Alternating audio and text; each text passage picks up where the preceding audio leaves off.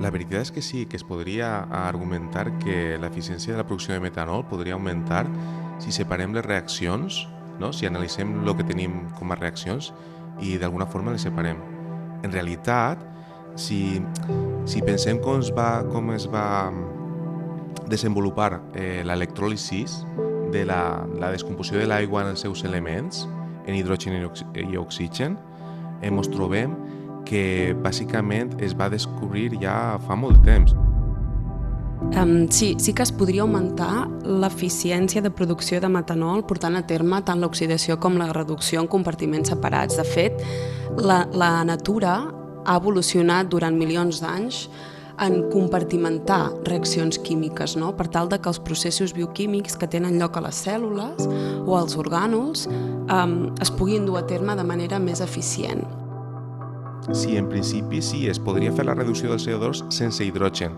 I això seria molt important perquè eliminaríem un pas de reacció, que al final cada pas que tinguem serà una pèrdua d'eficiència.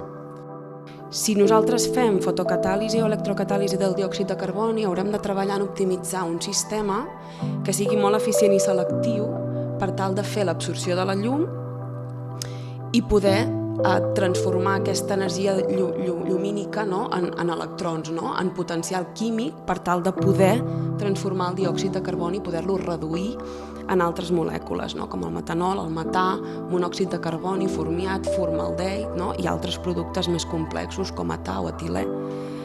Per tant, això ens fa que haguem de treballar amb un sistema que sigui molt efectiu en transformar, no? En reduir aquest diòxid de carboni, però t'estalvies haver d'optimitzar altres processos, com el procés de produir hidrogen.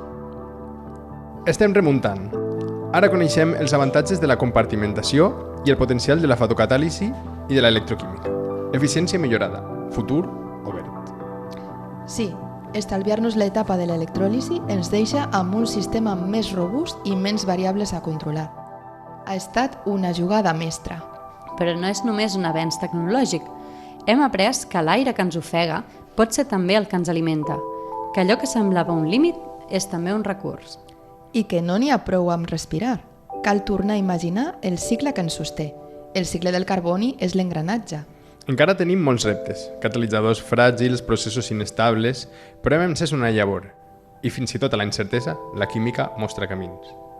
És el que sempre fa, transformar problemes en oportunitats.